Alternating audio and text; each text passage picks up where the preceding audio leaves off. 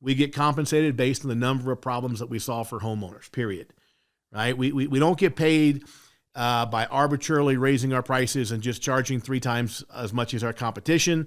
I mean, let's face it, the market's not going to permit that. The market's going to dictate some range of a price, what we call price elasticity. There's some range you can charge. So if I want to increase my income, let's say I'm making $75,000 a year, I want to double it to 150. I got 2 ways to do that. I can either raise my prices. Well, that's not really possible, as I'm saying. I guess that's the third way to do it. It's not the right way to do it, just to arbitrarily raise your prices, because you put yourself out of business, just like you put yourself out of business if you don't charge enough. The way to increase the average ticket is either A, run more calls and work another 40 hours a week, which nobody's going to do, nobody wants to do, nobody has time to do. Where would you find time to run, another 40 hours worth of calls during the week?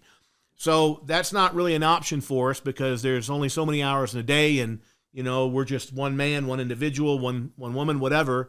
And so there's only so many calls. We have to sleep. We have to have time with our family. We have these other things that have to be done in life. And so running another 40 hours of calls probably is not the best way to double your income. The other way to increase your average ticket is to simply solve more problems for your homeowners. I mean, think about it. For example, let's say a technician runs, let's just say on average 4 calls a day throughout the year. That's 20 calls a week. And if I go on those 20 calls and I offer a solution to a problem, that means in the course of the week, I've recommended 20 potential solutions for my homeowner, right? So even if every one of them said yes, the very best that I could accomplish would be they would have said yes to 20 solutions. And whatever those solutions cost, and you get an hourly, you probably get a percentage of something of whatever you sell, or some spiff or whatever it is. So, but 20 is the maximum solutions that you can sell that week, because you've only offered 20. If I go on those same 20 calls, and let's say I offer 5 potential solutions, right? The solution to the basic repair, maybe a preventative repair, maybe an indoor air quality, maybe a water heater, or maybe a thermostat, or whatever it might be, whatever other things, services that you offer. Let's say every house I go into, I find 5 problems instead of just the 1. And I'm recommending solutions to those 5. It doesn't matter if they buy them. That's not the point, right? Sales, business is about mathematics. It's about probability. They're not going to say yes to every one of them. But I offer 5 on all 20 calls that week. That means that over the course of the week, I recommended 100 potential solutions to homeowners versus 20. Now remember, the 20, the very best that I can do is 20. If I recommend 100, maybe I sell 4 out of 10. But now all of a sudden I'm selling 40 solutions that week, and I haven't had to run any more calls. I simply took a little more time and was a little bit more thorough on my existing calls. And so that's kind of the mindset going into this, that we simply want to be more thorough and understand that our job is to improve the quality of life for our homeowners, and to find problems and discomforts in their home, whatever it might be, hot and cold spots, whatever it is, and offer solutions to fix those things. And I'll give you the best example of this I've ever seen. Learned it from a guy, and if I've told this story before and you've heard it, I apologize. But a guy had a little company called Joe the Concrete Guy up in the mountains, about 30 miles west of here where I used to live. And I used to see his truck around town. It was an old white Ford pickup, and it said Joe the Concrete Guy in his phone number. That was all that it said. And I'd laugh every time I saw it, because I just thought it was such a simple message. But after about 2 years of living up there, now we're going back 15 years, but about 2 years of living up there, I'm out in my driveway one day, and I realized that I need some steps poured at the end of my driveway. I had this old wooden set of steps, but they were kind of rotting, and I just wanted to replace it with some good concrete stairs to match the driveway. So I called up old Joe the Concrete Guy. He comes out, looks at it, and I asked him for, what would it cost, and it turned out to be about $1,000 to rip everything out and redo everything. And so I said, well, let's get it on your schedule as soon as we can. He said, well, before we do that, do you mind if I ask a question? I said, absolutely not, fire away. He says to me, why is your motorcycle trailer parked in the dirt and the rocks next to your driveway? And what he was referring to is I had this kind of dry riverbed with these rocks that were about the size of bowling balls, and it was kind of runoff for snow and drainage and rain or whatever. It was about 15 feet wide and stretched the whole length of the property going down the hill. And I would park my motorcycle trailer, just a little dirt bike trailer for my son and me when he was little. But But that's where I parked it. And so he says to me, Joe says to me, he says, so why is your motorcycle trailer parked in the dirt and the rocks? And I said, well, Joe, as you can plainly see, my driveway is not wide enough for the trailer.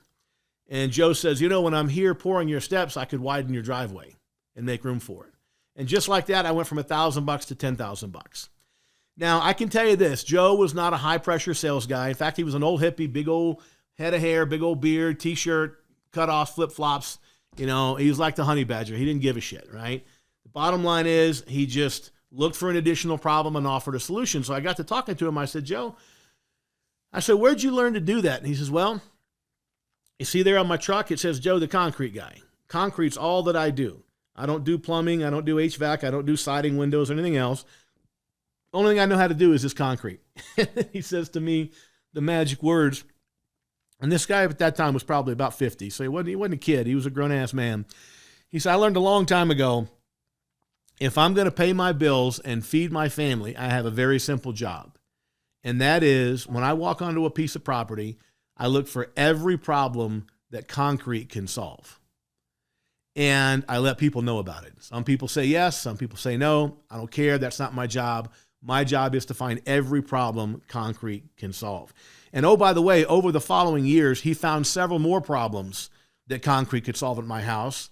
The slope coming off the side of the basement wasn't really adequate, and so we had some flooding because water was running the wrong way. Well, who do you think I called? The guy that can fix concrete problems, right? And we had him pour a little slab around, you know, kind of making sure the slope was further away. We had another deck done later, and I had him do this fancy concrete. My point is, that's our responsibility too. And that's all that sales and communications really is about. People think it's high pressure. People think it's, you know, whatever, selling people shit they don't need. That's never what we're talking about. And in fact, in my companies, we have zero tolerance for taking advantage of people. We find out about it and they're gone immediately. Zero tolerance.